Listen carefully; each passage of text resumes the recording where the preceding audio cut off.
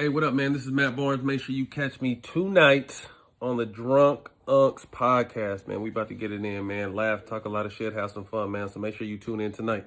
Rico, that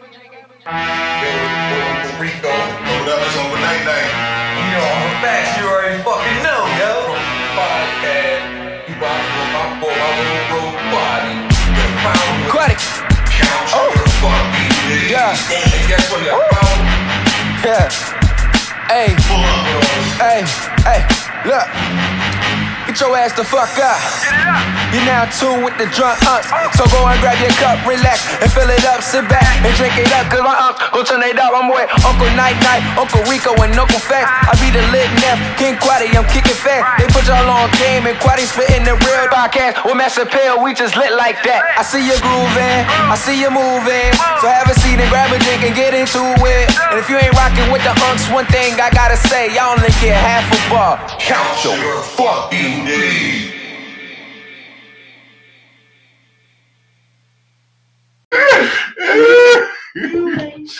Oh shit, what was that? That was my phone.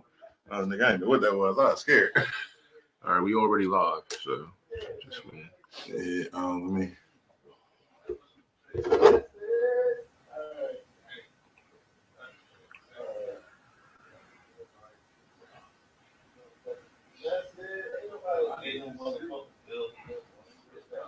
Oh shit, you plugged on your mic up?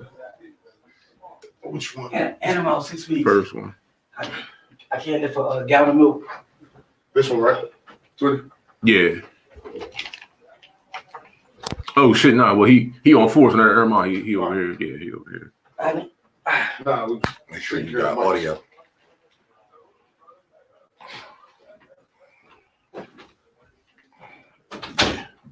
Yeah. Huh? If this shit don't go through for whatever reason right now, we live on Facebook, but I'm gonna tell you to your face because you my man, you my guy. What? I will spend an hour roasting you. What happened? I said, if this shit don't go through, I will spend an hour roasting you because just that walk to the bathroom, nigga, you just gave me 100 clip. Oh, man. I felt bad for you, bro. I ain't gonna hold you. My nigga said it looked like you was looked like you learned how to ride a horse today. You just got off. Yeah. I just rolled 50 miles on my horse, dog. Bro, man, y'all ain't even tell me it was gonna be like this. Y'all said this shit was a breeze. Oh yeah, I got you, bro. What's going on, everybody? Sorry, we had some technical issues. What up, Crenshaw? My guy. But we be What up, with y'all Trisha? shortly. Lovely wife of mine for the past 11 years. Almost be 11 in September. Y'all old. This coming from the old nigga in the corner. The oldest nigga in the corner, so. Well, technically. I ain't in the corner. Yo, Shug, what's going on, boy? John, what's good, brother? Welcome to the team, John. I saw you make that transition, bro. Look real smooth too, man. Welcome. What's up, fellas? Y'all hear me? Yeah, we can hear you. What's going on? What's going on? Not much, man. We had some technical issues, man, but they all handled, so you know. I already know how that goes. All right, so I'm gonna just go right into the actual intro of the show real quick. Drunk Unks podcast coming back to y'all Friday night with your Drunk Unks. We are essential workers. We have a job and a duty to give y'all this information, these facts, this entertainment. I'm Uncle Night Night. To my right, Uncle Rico. Yo, what's going on, everybody? To the far right today, fresh out the hospital. He got some brand new jewelry on too. You see his bracelet. Took himself out of the hospital, unplugged all the IVs, had to get surgery done. Because my boy did not want to miss the show. Be here. We got Uncle Facts for y'all. That's committed to the cause right there. Hey, man, what's good, everybody, man? And that sounds like some Tupac shit. Facts. And for everybody who's watching and Lonnie listening, we got former NBA player, 15-year veteran.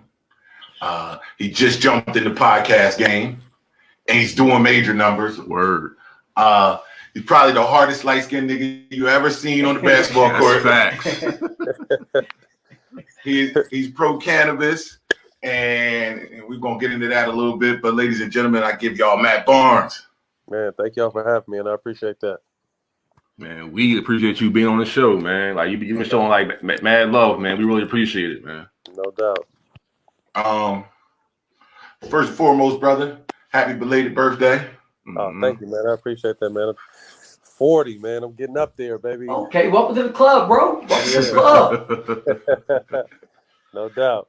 Yeah, man. So how you and the family maintaining right now through this pandemic that's taking place? To be honest with you, this has kind of been a blessing in disguise, obviously, in a situation with the pandemic. But, post-career, I've been on the move constantly, coast to coast, flying, working. So I finally just have a chance to just sit my ass down at the house, hang out with my kids, and just relax, which is something I never really get to do. Right. How much weight you gained, nigga? How much weight you gained?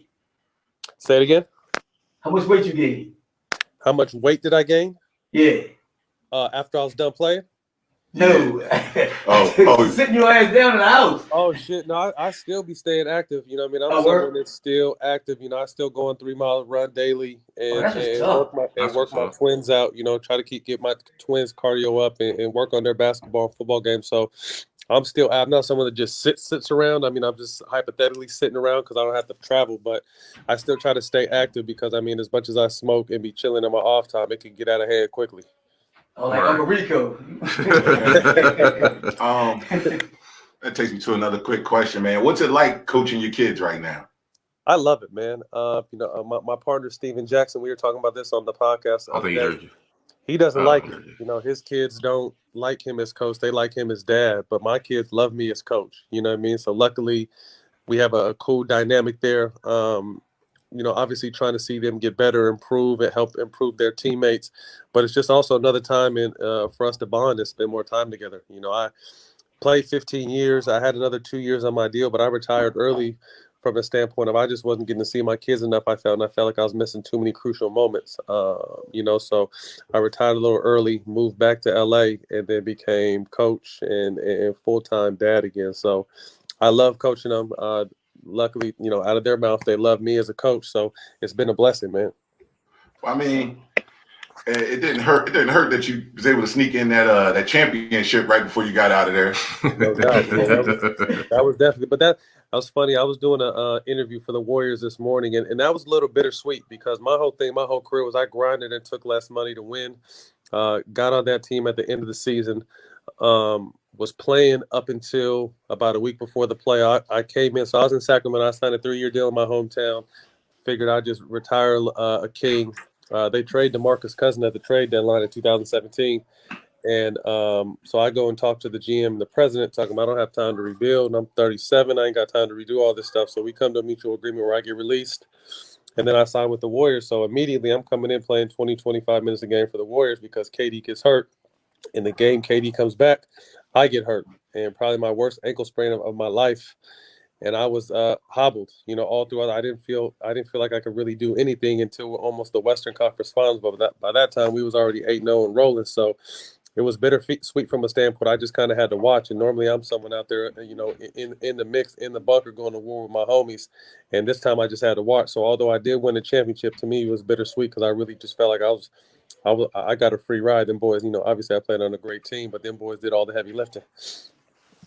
Hey, I take that ride any day. And I'm a Sacramento Kings fan too, the only one in the hood. That's what's up, man. As a matter of fact, the next time you talk to Stack, tell him I said what up. I'm a lifelong Patriots fan, so yeah. Stack is that was my guy, yo. Oh yeah, Stack is a nut, man. That's my dog. He got traded from the Pacers to Golden State, and obviously I played against him for years, but we instantly developed a bond and chemistry. And to be honest with you, it was from weed because we was both such heavy weed smokers that weed smokers be bonding together, and it was a brotherhood from there. And that's really that's not my friend, that's my brother. My boy said heavy weed smoker. He made it clear, heavy.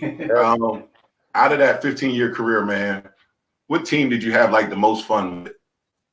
I say there was three teams that I had a blast with. One was that We Believe team, the Golden State team that made NBA history in 2007. We beat the first #1 seed in the 7-game series because we were just a band of dogs. You know, myself, Playing Jack, Nelly ball. yeah, Baron Davis, Jay Rich, Monte, Al Harrington. Man, we had the squad, Petrus. So I Yeah. had a blast with that group, even though that was short lived because that summer they traded Jay Rich and kind of was the beginning of the end of that. But that team, that Lob City Clipper team, Oh was shit. a Yeah. blast, man. I really felt like we had enough to win a championship, but we just bumped heads too much. We were our own worst enemies with that squad, but crazy enough, we still had a good time and won a lot of games. And then the Lakers. When I got a chance to play with Kobe, I'm a lifelong Laker fan, and to be recruited, shit. Me and Kobe became close because we was about to fight, and then after that, That's what do it every time. That's what do it. man, after Hey, that series, yo, what was going through your mind when you had flicked the ball at Kobe and he didn't even flinch? to be honest with you, I don't even know what was going through my mind because it wasn't planned. The shit, it just happened. You know what I mean? It was a spur of the moment, like my arm just reacted on their own. But it was just a back and forth game. We've always battled against each other. He was the person I looked up to the most in the league, so it was always just an honor to be able to play against him and go to war with him. And he was just on this Kobe shit, man, doing his little fucking elbowing, grabbing, hitting me. Oh, you see, he's dirty on the look. Kobe was obviously physically gifted, but his the art of war was he tried to mentally dominate you too. So I had to eliminate that shit, and it just came to a point where like, fuck it, we was about to fight, fuck the game. We was about to but then oddly enough, at the end of that season, we lost in the Eastern Conference Final to Boston, and then they had beat the Celtics in the finals, and then I get a call. So I'm in the process. I'm a free agent now. I'm planning on leaving Orlando. I'm talking to D Wade and Pat Riley, and this is the same year that LeBron and Chris Bosh go to Miami. So I was planning on just going right up the freeway and going to Miami, but then out the blue, I answer a number that I don't even know, and I'll never be answering my phone, and it was Code. I'm like, what the fuck? Who is this? And he's like, oh. And we sat down, chopped it up, told me anyone crazy enough to fuck with him was crazy enough to play with him, and asked me if I wanted to be a Laker. And like 3 or 4 days later, man, I was a Laker. So it was crazy to, like I said, battle against bro and then almost end up fighting, and then him wanting me to become his teammate and us becoming brothers after that. It was a dope situation. That was just respect right there, man. Yeah. He seen you was real, so he wanted that with him. Straight up. With that being said, though, as we bring up Kobe, man, as a Cali guy, man, how was the loss of Kobe and Nipsey Hussle? How did that really impact you? Those are too heavy, man. I got a chance to meet Nip. My brother put me on Nip in 2009 because my brother just always with the underground shit. My brother put me on Nip in 2009. I came to the Lakers in 2010 and was already fucking with Nip heavy. And I'm like, shit, I'm a Laker now. I'm like, my power moves a little different now. So I ended up hitting bro on Twitter at the time, and he hit me right back. And I just told him I was a big fan of his movement, his work. I fucked with his work, and he needed to come to a game. Came to a game, we chopped it up, started smoking, kicked it. He came and did a birthday party for me, and we was cool after that. We weren't like the best of friends, but every time we seen each other, it was always love. I would go fuck around and follow some of his shows. Sometimes people be tripped out because before Nip got big, he was obviously, like all artists, playing in smaller venues. So they would see Nip and a bunch of 60s, up in like the VIP, smoking, getting ready for the show. And there I was, ducked off in the corner, blowing with all them niggas. So people would be play for the Lakers, right? So, man, but losing Nipsey was tough, man, because, Percy being a fan of him and being a friend, I really saw his evolution over the years and always trying to elevate himself Right. and always trying to empower others and made the best of a fucked up situation and just always kept it real, man. So he was someone I really looked up to, even though he was younger than me, just because I respected the way he moved and the way he went about his business. So to lose him over some bullshit was just, it fucked me up too. Obviously it fucked all LA up and all the world up, but getting a chance to know him and I know Lauren. I've known Lauren since I was at UCLA, man. So to see the loss in her eyes and the family losing him and LA losing him, that was tough. And then not even a year later, the unfortunate loss of Kobe.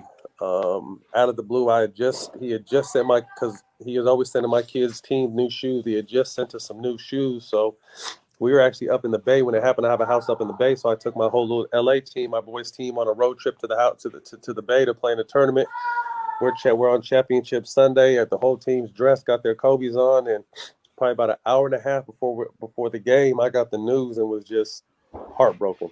Like heartbroken. People don't know. Everyone thought because we almost got in that fight in Orlando that we didn't fuck with each other, but obviously, we became teammates. But we became. I would see Cole probably every other weekend. You know what I mean? From coaching our kids up at the tournaments, he was coaching his daughter. I was coaching the twins. And then, like I said, I did his last interview on All the Smoke. He was always sending the kids through, so we were really close, man, and had a real close bond. So to lose both those dudes within a year, it just really made me take a step back and realize, man, this shit is not promised, and we got to live for the day, for the moment. Don't cheat the day. Don't cheat yourself, man, and try to ride this thing till the wheels fall off, because you never know when the wheels is gonna fall off. Facts. Yeah. Speaking of All the Smoke, man, how did that come about, man? Randomly. Hold on. Yo! Dad move. Downstairs. Sit your ass down. I'm on the phone. Organically, really. Me and Jack was both having success. We were doing Fox and ESPN. We was getting a lot of love. People respected the way we moved and commentated and spoke on the game. And we were just sitting down one day smoking. Like, yo, we got to do something. What can we do together? And to be honest with you, I didn't know nothing about the podcast game. Really still don't know nothing about the podcast game, to be honest with you. But then I did the DeMarcus Cousins documentary for Showtime. And one of the producers said, hey, I heard you're trying to do a podcast. I'm like, yeah, I think so. I don't really know what it is, but he thought, you'd be great. He's like, you need to come talk to Showtime. I'm like, Showtime does podcasts? And so I met with Showtime, and they took a chance on us with no scissor reel or nothing. Not really knowing what we had. They didn't know what we had, but we ended up striking gold, man. So it came together organically, randomly, and now we're off and running. Yeah, the same thing kind of happened with us too. Yeah. Like me and Uncle Rico talked about it for maybe 2 or 3 weeks, and then him and Uncle Fax actually did a guest spot on somebody else's podcast. And then 2 weeks later, we was in the studio. Yeah, that's how it goes, man. Anytime you have real, authentic shit to say, there's going to be an audience. You know what I mean? I think there's so much bullshit out there right now with sugarcoating. When you're watching regular TV, everybody's full of shit, man. Everyone's trying to make shit seem like it is and isn't, and trying to do too much. And when you can come with some real, authentic shit from people that, people can trust, you win. You know what I mean? So that's how most of them start, man. And obviously there's a lot of podcasts, but very few can stand the test of time because, a lot of them ain't really talking about shit. But when you got something to really say, people will listen. Hey, Matt, right now the audience, they getting on you. They all want you to drink because they all been guests on the show before. They like, we. You ain't got to tell me. No, I mean, I would be smoking right now, except my motherfucking kids are bouncing off the walls. But let me go downstairs and grab something real quick. I know you got something tough. I know you got something tough. I know I ain't got to tuck it. I live by myself, so my shit is just everywhere. Hold on one sec. Let me see what I got in here. Okay. So fucking dope, yeah. So y'all been going hard this week, man. Y'all done dropped 3 episodes this week. Okay. I mean, that was one of the things we wanted to do with everyone being on lockdown, is we was giving people episodes once a week before, when life was normal. Everyone, we need more. So once this shit kind of locked up, I told we need to create more content on the fly and give people more. So now we're dropping 2 times a week. So we film every Tuesday and Thursday. We'll shoot 2 or 3 guests at a time. So now we got a handful in the bank, but we're trying to get people what they need. But here goes that shot, Jack Honey for the guests, and for y'all, man. Appreciate you, man. Okay. Yeah, we're gonna take that with you. We'll take that with you. Never leave a man behind. Hell no. So you had Dion Saturday, that dropped. Then you turn around, you come back with Wayne on Tuesday. Yeah. And J.R. Ryder Thursday, man. I'm still trying to picture motherfucking Wayne playing motherfucking fullback though. I just can't see that, man. Lil Wayne said he could play fullback. His little ass was out there trying to stick people. He was crazy though, because he was hyper. You got to hit people to be a fullback, so he was out there busting heads. But no, we had a dope interview with Wayne. We got Mark Jackson in the bank. Man, that's my dude, man. Mm-hmm. Mama, they go that man. When y'all, we shot John Morant yesterday. We shot shit. We shot John Wall yesterday. Man, we got a crazy lineup. Next week we got Bradley Beal. I think Trey Young is coming on. T Mac, Earl Spence. We got a crazy So you got lineup. Earl Spence too? Yeah, the boxer. Yep. Yeah. Oh, that's my boy, my man. Yeah, man. So like I said, we're just trying to give. I mean, podcasts like yours, podcasts like us, is helping people get through their days, and that's what I love seeing. I mean, we get so much positive. Like, man, you guys are helping me get through this. Our whole family watches this or whatever it may be, and that's what we want to do. Is any way we can help in these crazy times, let's do it. Right, ain't nothing wrong with that, man. So in the league today, right? Do you see a player right now that kind of reminds you of yourself? I think I'm like a mix of probably Draymond Green and PJ Tucker. Just hard-nosed dudes that play hard, always put the team first, sacrifice ourselves for the betterment of the team, and really do whatever's needed. And I really feel like, obviously, Draymond's done that at the highest level. Yo, Draymond play like he like 7'9", yo. He's little too, man. He's little. He's probably, no bullshit, about 6'5.5" with shoes on. Damn. You know what I mean? And playing center at times. So Draymond, we got Draymond coming on next week too, but he's a dog. And then I really love what PJ Tucker's been able to do because he had a grind similar to mine. He been at work. Yeah, he was overseas a lot longer than me, but he finally came in and found a niche for him, a 3-and-D guy. And, that's what I did throughout my whole career, kind of just played my role. That's why I felt, I played 15. I could have probably played 17, 18 because I was a motherfucker that could fit in anywhere just because I knew what my role was and I stuck to it. He's a dog. That's why he's a dog. Right. But yo, other than Kobe, we all know who Kobe is, right? Other than Kobe, who was the toughest person you went up against? Man, I was. We gonna take Kobe out of there. I was the one that always had to guard the best player, so you could pick. It was KD, it was Melo, it was Bron, it was D Wade, it was Ginobili, Klay Thompson. Ginobili was a killer. People don't understand how good Ginobili was. That motherfucker was Manu.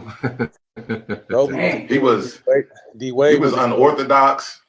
That's what it was. He was a lefty, and you knew he wanted to go left, but you still couldn't stop him from going left.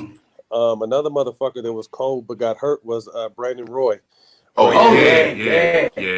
Brandon Roy would have been an all-time. He would have been a Hall of Fame. He would have been one of the greats. Wow. That motherfucker was a real problem, man. But yeah, like you said, you name it. Like every night, that's what I got excited for. I mean, I had some games where I would blow out and drop 20, 30, but every night I knew it was my job to try to stop the other team's best player, and that's what I really prided myself on.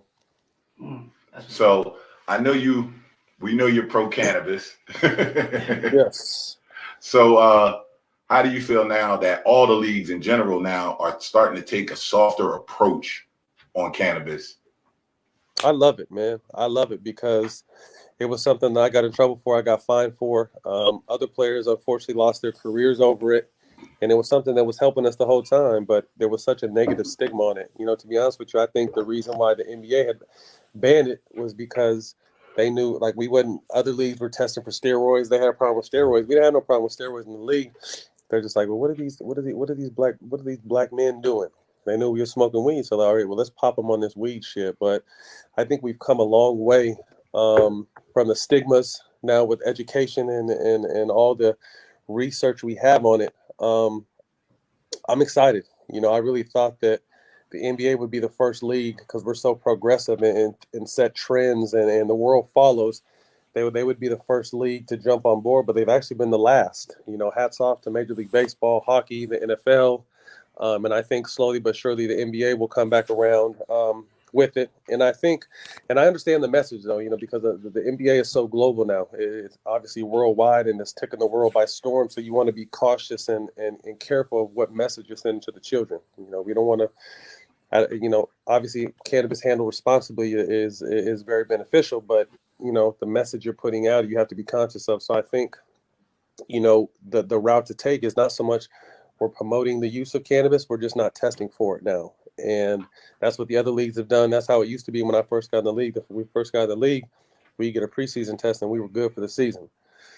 So like I said, I think we're headed that direction. I'm very happy because I've been, I kind of felt like I could be the shield myself. Al Harrington, there's a handful of former NBA guys that have really been My The boy Al voices. Harrington, Pacers, Yeah. baby. Yeah, come on, man. Al Harrington, Viola, shout out Viola. But we really kind of been the shields for the masses. You know what I mean? Because I remember I just posted something on my Instagram the other day where I was in the drug program for like 2 years and I knew for sure I was about to pass this motherfucking test. So I took the drug test and I started smoking again because I was just like, all right, I passed this bitch. I know I'm good. But I just wanted to know. So I had my homeboy go to the store real quick, give me a drug testing kit. Took the test and failed that bitch. So I failed my own test. So I already knew I was going to fail the NBA test. So I was in the program. I failed that bitch, my own test. Yeah, I was pretty much in the drug program for the rest of my I career. ain't never heard anybody say that. But the one thing I knew, like it was crazy, was I got cool with because I was a frequent visitor of the NBA drug program, but I got cool with the dudes running it. And there was one point where they were telling me that there's 450 players in the league. They said there's over 200 players in the drug program for weed. And that was from rookie stars to our superstars were in that program for weed. You know what I mean? So like I said, now that there's research on it and people are understanding the benefits of it, I think we're progressively moving forward. But, I'm proud that I could hopefully be a small part of the change. I know Al Harrington, I know he's invested actually in the actual industry. Are you invested in it as well? Yes, I have a company called 7 Leads based out of Sacramento, Distribution Grow out of Sacramento. So we're heavy in Northern California right now. We're on our way. We just got distribution across all of Southern California. So we'll be all around California obviously with this pandemic, it slowed everything down, but I'd probably say within the next 2 or 3 months, we'll be all over California. So 7 Leads. And then I'm also dropping my own line called Swish. So I have a full skewer of CBD products, THC products, of my actual own. So I'm double dipped in this process. Man, that's what's up, yo. That's what's up. As it pertains to all the smoke, man, are you guys going to start putting some merchandise out there? Man, fuck. We've been on. We are, to answer your question. Yes, they've just been really picky. Obviously working with big networks, Showtime. There's a lot of ins and outs and hoops you got to jump through. But we're in the process of building a virtual store as we speak, and hopefully within the next 4 to 5 weeks, we'll have a full line of merchandise from hoodies to jackets, T-shirts, beanies, hats, everything. So man, I've been waiting on it just like everybody else has. Definitely gonna cop up, man. But yo, we gotta send you out a shirt though, man. Yeah, come on, man. Got you. Yeah, send me some. I'll rock that shit for y'all. Appreciate that, man. But yo, having Showtime behind you, man, that is huge. Yeah, it's big, man. It's really big. You know what I mean? Because like I said, there's a lot of good podcasts out here. You know what I mean? But I think what's able to separate podcasts is the engine you have behind us. That you have behind you. So we're fortunate enough to have Showtime because when me and Jack first started this shit, we were gonna have, Al Harrington with Viola wanted to sponsor it, and we were gonna go the YouTube route and just nitty gritty and grind and find our sponsors. But when Showtime presented itself, I just know that Showtime is a machine. You know what I mean? So we've been so blessed to have them because I think what's helped us grow is our edits and our other content and the shots shit, up. Yeah. Oh, that's what that is. Yeah. He said, Yeah, we efficient drinkers. We got a shot clock. Let me go back down. I'm gonna just bring the bottle upstairs. There, my bad. Yeah. So I think the reason, obviously, what me and Jack is doing is dope, and we're giving the fans what they want. But the Showtime machine behind us, with the edits and the access they have, and the connections they have, and the money they put into the post production, I really think has set us apart as far as podcasts in our space. So definitely Showtime has been a blessing. Like I said, they took a chance on us with no sizzle, no nothing. They fucked with us and it turned out to be golden. Yeah, the crazy part is that like when you guys started promoting it, I was like, oh man, this shit's gonna be crazy.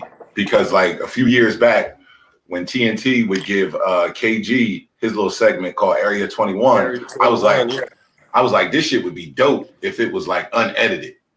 Yes, because that's what KG is. To kind of filter KG is to take the essence of him away. Yeah, you know what I mean? And that's the same thing with me and Jack. I mean, although we do well on SportsCenter and Fox, on ESPN and Fox. Like to edit us is kind of taking away who we really are.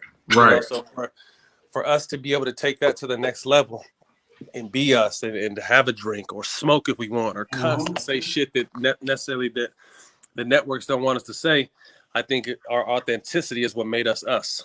Right. So I don't know how many episodes you guys are in now, but as of right now, what was your favorite? Who was your favorite guest? What was your favorite show?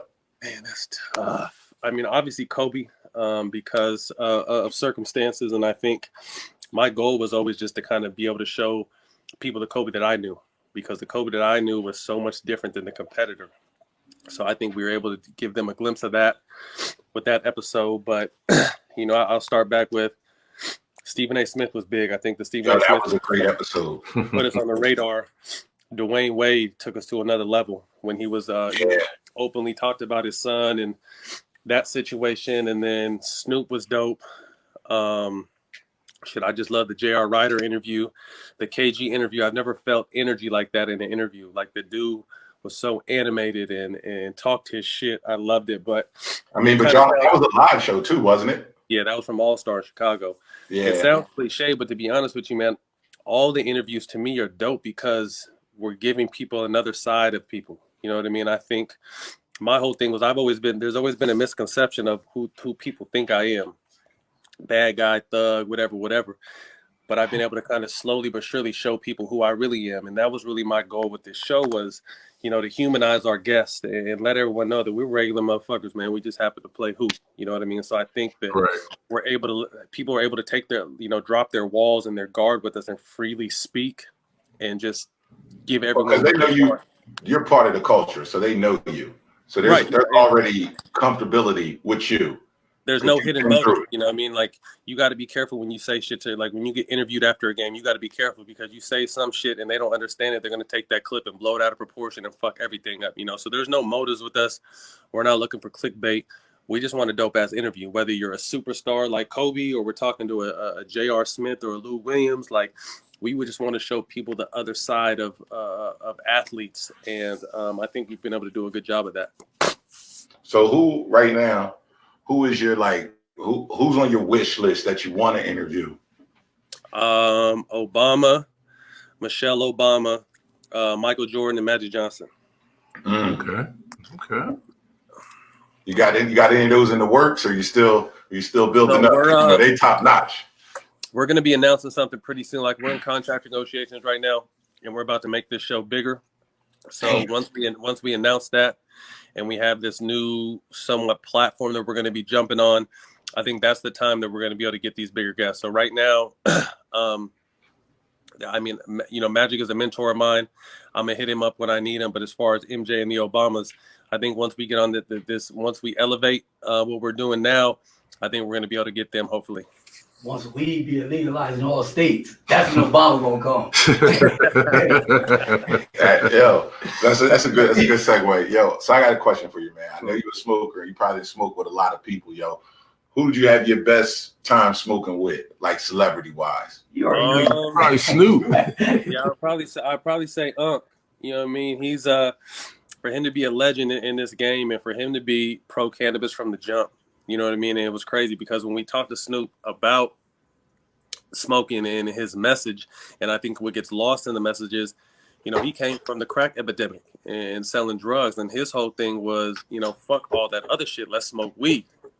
You know what I mean? So I think the fact that he was really trying to, obviously ahead of his time, shout out to everyone who was ahead of their time when it came to this plant. But that was his whole thing, was he was trying to explain was just like, the black community gets so entangled with all these other hardcore drugs that end up killing us or getting us in prison or fucking our lives up. He's like, let's just smoke this tree and everybody be happy and cool out. So definitely Snoop is probably the most, legendary person I got a chance to smoke with. I also got a chance to smoke with, I was in Amsterdam with a couple of my former Clipper teammates who still play, so I can't really put their names out there, but we was out there burning at this little coffee shop, and all of a sudden we hear like Wiz Khalifa music playing loud as fuck coming down the alleyway, because they travel on boats in the canals, and somebody is bumping Wiz. So we go outside and look, and it's fucking Wiz bumping his own shit. Yeah. And we say what's up to him and whatever. And then he happens to be staying in the same hotel as us. So we went we ended up linking up with him later that night and just smoking so much motherfucking weed. It was stupid.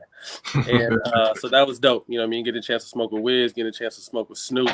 And you know what I mean? That's what I'm trying to be, you know, from a sports angle and an educational angle is one of those legendary, athlete smokers. So those are my shit, that Jack creeping up on you. So yeah, I got kind of like a personal question. Like, if they don't legalize weed early in NBA in your career, you think you would have played longer? I smoked it regardless, so I didn't really care. I think now you can smoke it without even not worrying about drug testing, doing a different time. When I tell you, I was in the program twice. So when you get in the program, they come to your crib once a week to test you, and I still found a way to smoke. So okay, I would do whatever I had to do during I wouldn't smoke during the week, but the day I got tested, I'll burn it down. I'll smoke myself to sleep that day. You know what I mean? And then do what I had to do to get that shit up out of my system. So I was really someone, when I tell you I smoked from my freshman year of high school till my 15th last year in the NBA in 2017, like I smoked the whole entire time through college, through high school, through UCLA, through my whole career. So I just think it would have been less of a stress because it was a real smoking comes with responsibilities. You know what I mean? So when I was smoking in the league, I knew I was taking a chance. So man, I was always in the steam room. I was always running. I was always trying to eat clean. I was always drinking so much water. Sometimes I feel uncomfortable because I knew I just had to continue to flush my system. So I just think I would have been able to comfortably smoke instead of kind of having to like, fuck, this smoking is a job, but there's no other choice for me.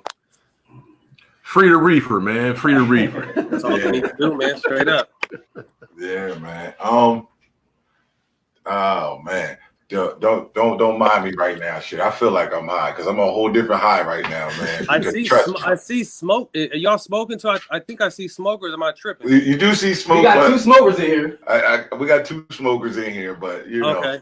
They just off camera. Yeah, you can't see them. You know, but they are from the Question Everything podcast. It's our brothers, Uncle Drew, Uncle Cam over here. Tell them to pass that shit. He's a that shit. And they're sparking up right now, Matt. They're sparking up right now. Yeah, I got this is my week with my twins, and I'm about to go pick my little man up too. So I only get to smoke once I put everyone to bed now. When I have my the week I have my kids, so I don't smoke until 11 o'clock. Right. Yeah, there go that call. Yo, yeah, we got smokers, bro. We get a call. 2 more calls, bro. Yeah, we gotta you call one more time, you gotta go. So listen, man.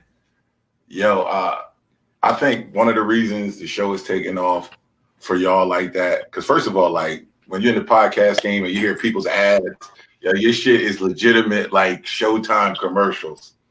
Like, it's like legitimate. You hear the shows that are on Showtime, right? And that shit just blew my mind. It's crazy. They, because we do promos for those shows, for our shows. They have me and Jack doing promos now too. Like, so I'm not naive to think, oh, me and Jack are the reason. Obviously, we're the driving force behind it, but the machine behind us is a motherfucker. You know what I mean? We're talking about Showtime Boxing. We're talking about Billions. We're talking about all these other shows that they hold. Homeland. You speak of it, and like they're promoting all this shit, and then all of a sudden these two niggas on here are smoking weed and on the pot. You know what I mean? So I'm not naive to think that it's all us.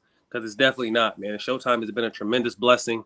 But also Showtime knows they got us for cheap, so they got to break bread and play dead because a lot of other people I like that. A lot of other people want this show. You know what I mean? All kinds of people have been hitting me up personally, like, yo, when your contract's up, you need to holler at us. So I'm a loyal motherfucker. Jack is loyal. But Showtime knows they got to break bread for real. Shots up. There we go. My next question is this, right? So I know you played 15 years in the league. And so at what point did you start to think about your career after ball? Was it year 15? Was it like hell year no, 11? That's too late. So I'll probably say got in at 22. I'll probably say year 9 Okay. When I was like 30, 31, 32. When I was that's when I started thinking, because I already figured, to keep it real, I wasn't supposed to be in the league, man. I beat all the odds, had a hell of a journey to even get there, grinded, bounced from team to team. So my whole motherfucking career was a grind. So I never took that shit for granted. But I also realized, okay, shit, I'm pulling up on year 10. I wasn't supposed to be here, but what's going to be next? You know what I mean? Because I just always had a hustler mentality, a street mentality. My pops was a drug dealer. So my shit was always thinking like, what's the grind? What's the next grind going to be? So I just kind of started investing in things that I liked and wanted to do. And that's where I think most athletes fuck up, is like you said, was a year 15. If you start thinking about what's next towards the end, that's when motherfuckers lose their money, develop habits, get in all kinds of trouble. So by the time I was done, so I started thinking about post-career at about 31, 32, and then I ended my career at 37. So there was 5 years of these investments that were starting to kind of really start to kind of reap the benefits of the blessings. And I think what happens is, too often athletes wait until they're done to find something to do, and they don't realize how long, if you're any real business or any little situation, it takes years for that shit to really get going and really get pumping. So I was fortunate enough to why it took my time for my business to grow, I was still making money in the NBA. So by the time I was ready to retire, these shits were already rolling. So it was a smoother transition for me, because I already knew what I wanted to do once I was done. I think sometimes guys don't know what they want to do. All of a sudden this shit is over and they're like, fuck, what's next? Yo, you aggressive. Like, I'm aggressive, right? How many niggas in the NBA you punched on? Really only just one, when I fought Fish, because Oh, you fought Fish? Yeah, that wasn't on the court. Yeah, no, because I don't know about that, bro. I mean, because to me, I was you see him. I was always ready to fight, but that first punch is probably gonna cost you 100, 150,000 if you throw that first punch. So I was always one to be willing to take the first or dodge the first, because once they swing, it's self-defense, and then they can't really penalize me like they want to penalize me, because I was a motherfucker. I used to get suspended 2 games for pushing somebody. You know what I mean? So I could only imagine if I would have just hauled off and hit a nigga, they probably would have tried to arrest me, suspend my contract, whatever. So the only person I really fought was Fish, and that was in the summertime. So I got a handful of altercations through my career, and I was always ready to do it, but there's not too many motherfuckers that really want to fight. I'm not trying to talk like I'm the baddest motherfucker ever. I just came from, you got to understand, like my background, my pops was a soldier, you know what I mean? And I always I'm Italian and black, so I was always fighting. I was never white enough and I was never black enough. And my dad said, if they call you a nigga, fight. So I was fighting from like 3rd grade on. I was always fighting. So it was just second nature to me. So it wasn't like I said, I'm not trying to be no Mike Tyson or try to be no bully. But anytime you fuck with my teammates, if a fight's gonna break out, I'm gonna be right in the middle of that motherfucker. But like I said, I think in the NBA, when you throw that first punch, man, that's gonna come with a high 6-figure tag, and I wasn't trying to hit that. Okay, did you gotta pay? All right, okay.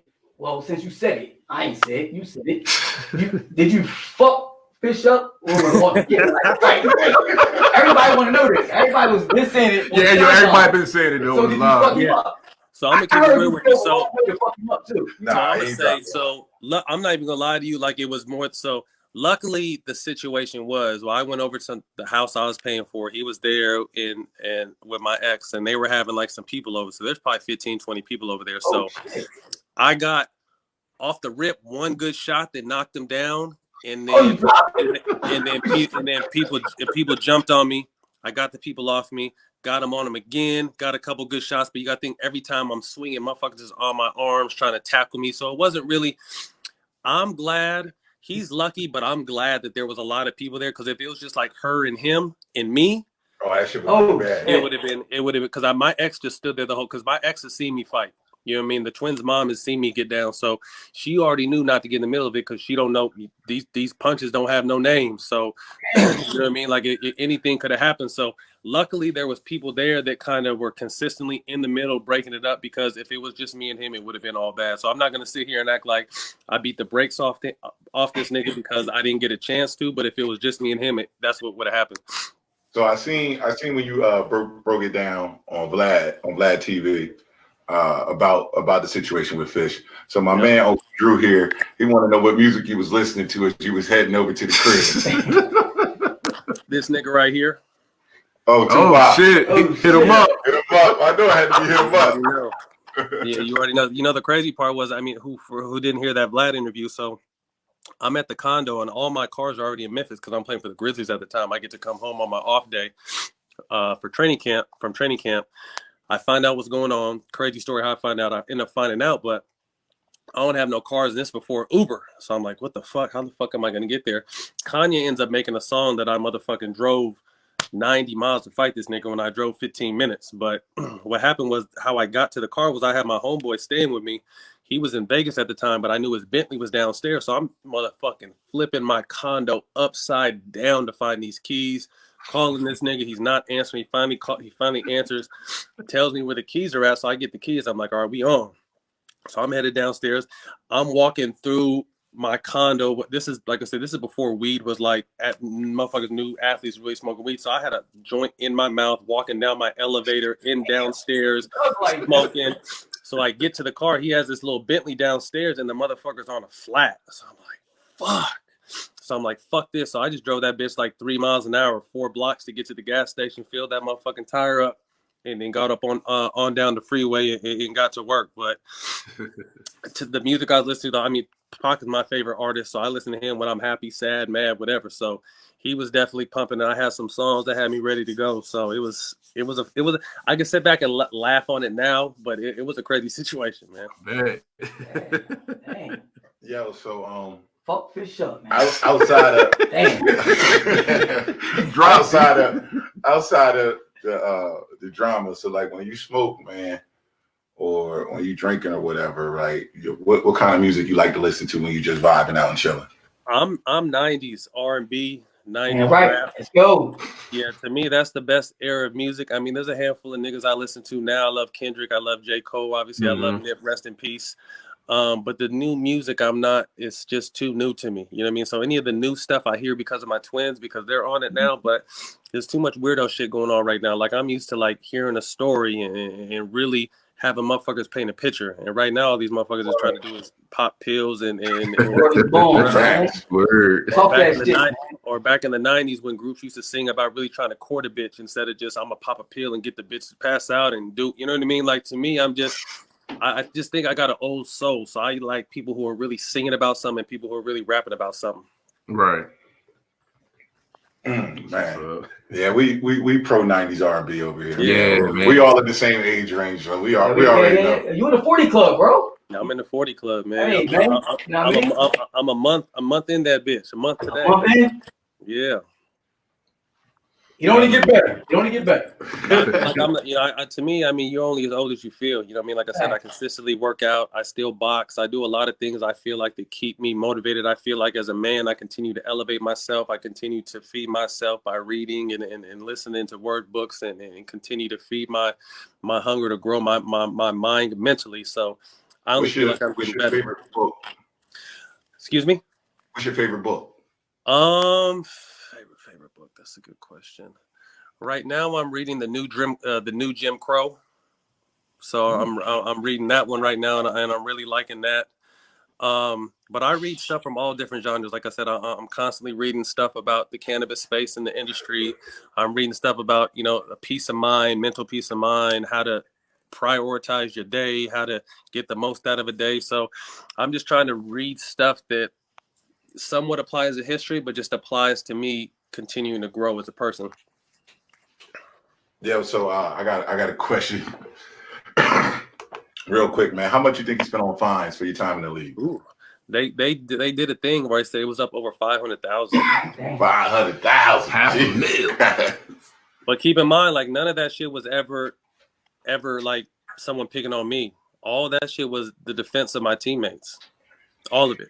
You know what I mean? So the only person to ever pay for one of my fines for me having their back was Cole.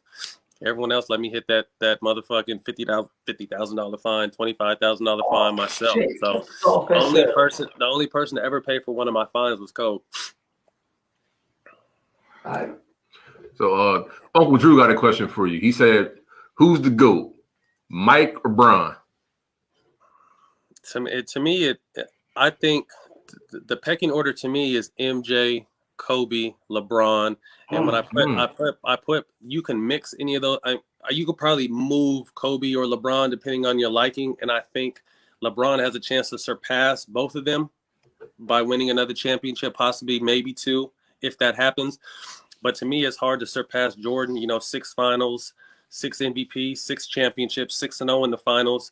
A lot of people knock Bron. A lot of people knock Bron for getting there 8 times and only winning 3. Like 3 is not a lot, but the fact that he got motherfucking teams there 8 times is insane. But I think, obviously Kobe got a lot of love when he died, but motherfuckers weren't really fucking with Kobe like that. And I think KG touched on that in our interview. Kobe was a superstar people love to hate. You know what I mean? So for whatever reason, obviously he got a lot of love when he passed, and I'm glad he got it. But I think a lot of it was fake love because motherfuckers wasn't really checking for Kobe like that, and he doesn't get the respect. You know what I mean? Like and not that you're trying to disrespect, but somehow Bron automatically jumped Kobe, and I was confused on how that ever happened. You know what I mean? Like I think I don't playing against both of them and having to guard both of them. Like I'm taking Kobe. You know what I mean? But LeBron don't, and that's not knocking LeBron's great because LeBron, like I said, has a chance to be the greatest. I just think he has, to do a few more things before he gets there. But to me, it's MJ, Kobe, then Bron. That sounds about right. I think the thing about Kobe is that like Kobe had no problem embracing the villain role because he really didn't care if you liked him or not. He had one set mission, and that was to be the best and to beat you. Facts. And LeBron is the other, like LeBron is the people's champ, so to speak. Like LeBron is the charismatic one, the one building schools. He's the one that, to me, I think LeBron is the most woke superstar we've ever had. Like he is the one that's with it, like the poster child for whatever you want it to be. LeBron can be that. But like you said, I think you made a great point. Kobe didn't give a fuck about all that till he was done. Kobe had one mission, that was to go out there and fucking take your heart every single night, and he did that. Yeah, I think the thing that separates LeBron and Kobe, the biggest thing is LeBron is a direct product of like the AAU era. So you've been playing with these good players, or they've been on your radar for a long time. Where I remember Grant Hill got interviewed, and he was talking about the first time he made an All-Star game. And, when he came into the locker room, he shook people's hands, and Joe Dumars pulled him to the side and said, "Nah, we the Pistons. We don't fuck with them." Bad boys. And you know what I mean? We don't fuck with them. Just because it's the All-Star weekend, we still don't fuck with them because there's still a half a season right behind it. It used to be different. And I was lucky that I caught a little bit of that old school because I grew up on that 80s shit. Like I wish I could have played in the 80s. You know what I mean? Where you can clothesline motherfucking Kurt Rambis and it'll just be a foul. Right there. Clothesline you in the paint. You go in the paint, fucking bad boys, maybe somebody gonna suplex you. Right, you know what I mean? And to be able to throw hands and know that, okay, you might get kicked out, but you're not going to get fined 6 figures. You're not going to get suspended. Like, that's just what the league was. You know what I mean? So that's what I grew up on because I was a football player first. So I love physicality. Y'all be on that shit, huh? Every 10 minutes. I ain't gonna hold you. But my timing all fucked up this week because I'm too into the interview. I just keep looking up like, damn, I'll sip the glass and I'm like, shit, I might hit the buzzer. But I think you made a great point. Like I said, I think you went from like, nah, them niggas is not, I don't give a fuck who they are. That's the enemy. Off-season, all-star, whenever, to an era where social media came around. AAU was more prevalent, so you're growing up and playing against these guys, and these guys actually become your friends. So when you play against them, you're gonna go to war, but they're still your friends. You know what I mean? So there's people have mixed feelings on, oh, you shouldn't be buddy, you shouldn't be this. But the way I always looked at it, I had a lot of friends. Had your back, but when that ball went up, I didn't fuck with you at all. I didn't give a fuck who you were. You know what I mean? Like if we had to fight during the game, let's fight, and then after the game we could burn one or have a drink. But during the game, even if we were cool, but people that played against me and knew me knew that's how I got down. Like like me and Zebo, that's my bro, but he kept trying to punk Blake. So I had to foul the fuck out of Zebo. Like, come on, my nigga. Like, let's just hoop. You know what I mean? Like, to me, and then, but to me, then after the game, we was cool, but it was never no buddy shit on the court to me. And I think that's what kind of rubs some people the wrong way because it's like a buddy game. Like, okay, you score, I score. You know what I mean? To me, I think a lot of people think the competitive nature of the game has changed, but maybe it has, but it's just a different kind of basketball right now because all these kids have really from the beginning grown up with each other playing against. What happened to bro? He had to go pee or something? Yeah. He walking like he about to ride a motherfucking horse. My man just got motherfucking Hernia surgery. Mm. So you know that's why he walking like he was riding horses all day. Nigga looked like he was on the Old Town Road. But yo, I got a question for you. It came from one of the people watching.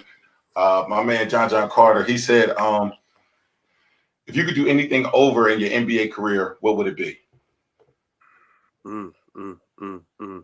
I just think I signed with the Pacers. No, I just think I would have worked out more. You know what I mean? Like once I got to the league, I learned probably my third year in the league how to work out. Because before that, I played every sport. In football, in high school, I played football, basketball, baseball, track. My best sport was football. So I never learned how to work out for basketball. Like my kids now, they're 11 years old. Like they have a whole workout regimen and they train in different sports. When we was younger, we played outside. Like we wasn't motherfucking training. We was playing tag. We was playing tackle football in the streets. We was playing until the street lights came on, and that was it. So I never really learned how to work out for basketball. Like I was someone that could do a little bit of everything, but never mastered anything because I don't think I really worked out until I got there. I mean, when I tell you I'd never worked out for basketball until I got to the NBA, like that's the honest truth. So outside of that, all the ups and downs and trouble I got into, like they made me who I was, and I try to learn from every situation so I wouldn't change any of that. I just would have started working out earlier, so I probably could have been a better player. Okay. So, man, what I want to do above anything else, man, I want to thank you for your time, man. I know you got to get your young son, man. But it's been a privilege and an honor, man. Just fuck with a real one for a little bit. Yeah. No, I appreciate it. I mean, when you guys catch me, if you guys want me back on the off day, man, I'll sit and fuck with you guys and get drunk. I don't even drink, but I'll fuck around and get drunk with y'all, man, on the off day. Yeah, say less. Yeah, I do gotta pick up my little man, but y'all got my line, man. Thank you for having me. God bless you and your families, and good luck with this show, man. Man, thanks, man. We really appreciate it, man. No doubt, man. Y'all be safe. All right, you take it easy, man. All right, bet. Man, that was crazy. That was crazy. That was dope. Yo, that was dope, yo. Like we still live. We're gonna keep the show going for a little bit. But it's dope when a real nigga see you moving in a direction and he fuck with you.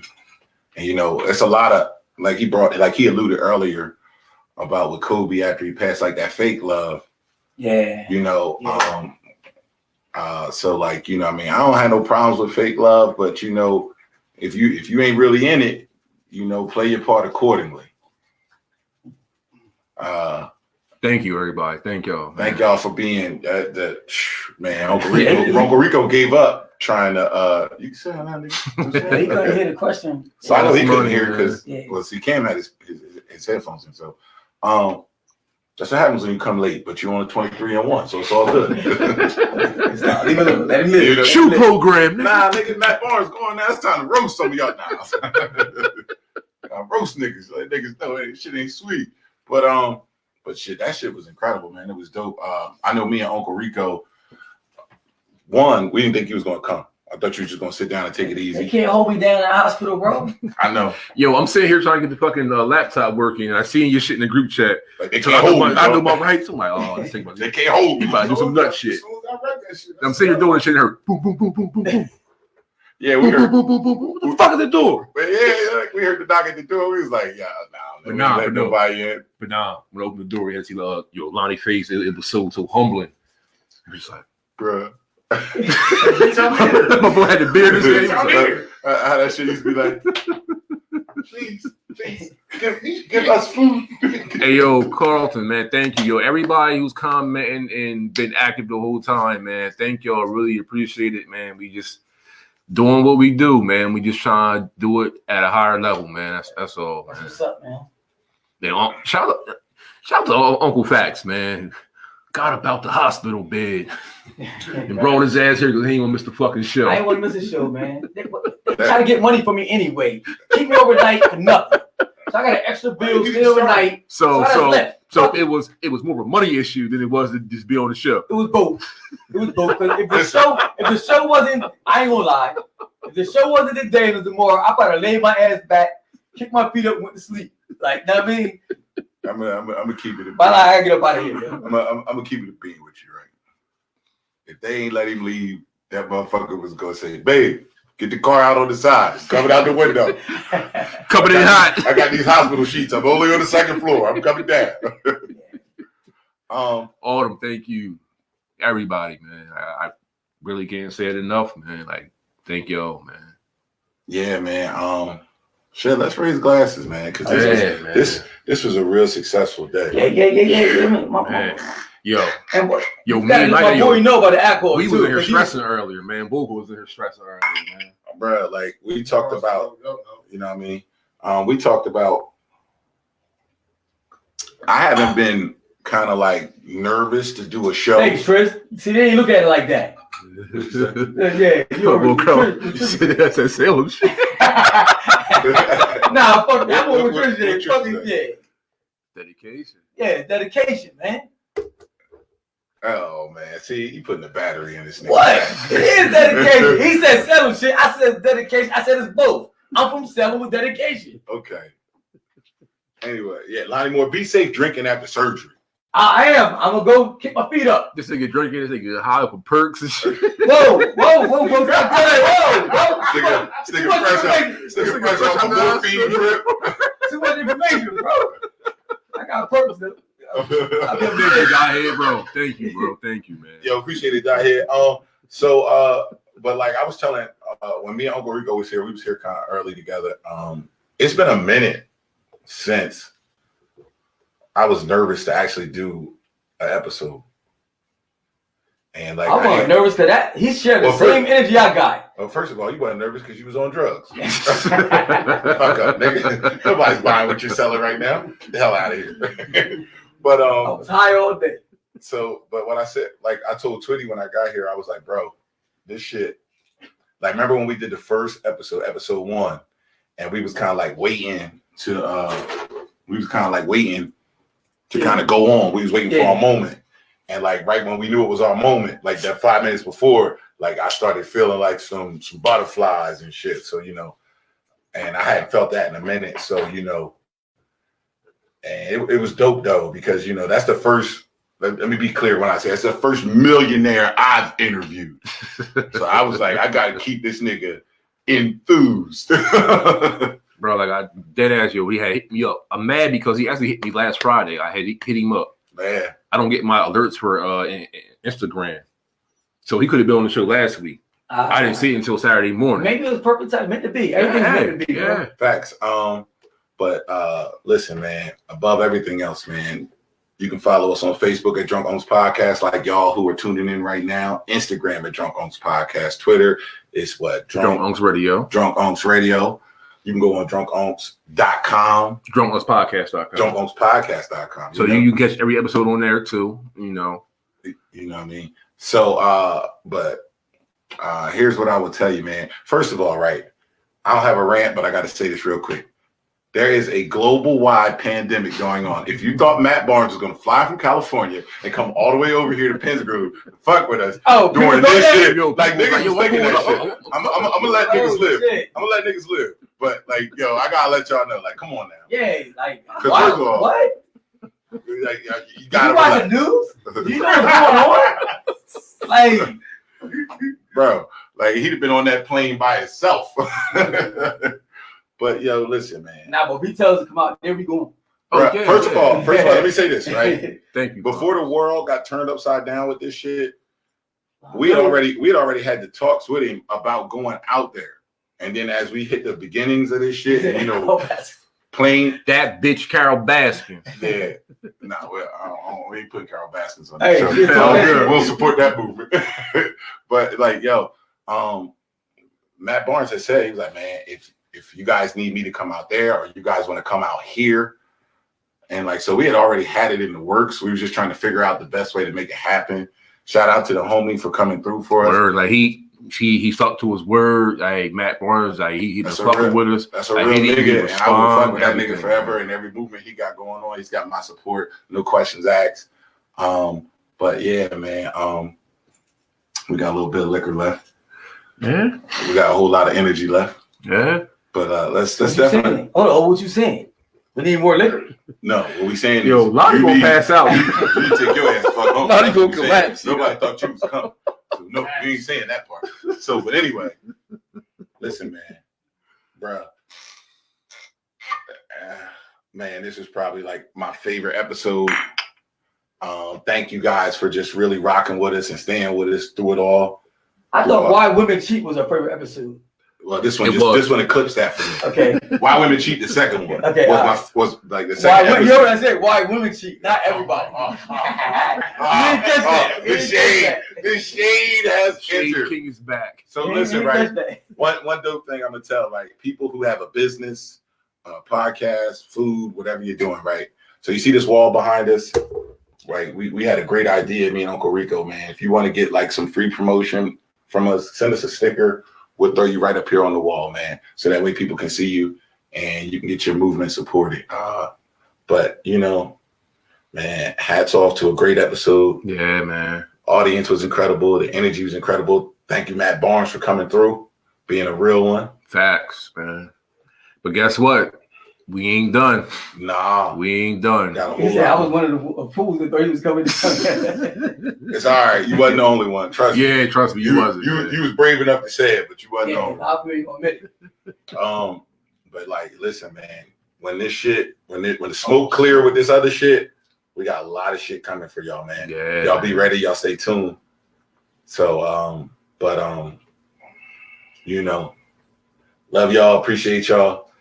See y'all next week because we are essential workers and we have a job to do. I'm off for the next couple weeks. Facts. The Uncle Facts podcast is about to pop off tomorrow. 6 weeks. I'm off for 6 weeks. You're going to get 47 episodes in week 1. Nigga, like Uncle Facts speaking facts. He gonna be live all day, every day. Man, we appreciate y'all, man. And you know, God willing, we all here next week. Yeah, Savage Unks is coming soon, man. Savage Unks, man. You already know this. He stop playing, man. We got to get it going. But yeah, man. Appreciate y'all coming through. We are your Drunk Unks. This is our podcast, and see y'all next week. Forgot what it was like to have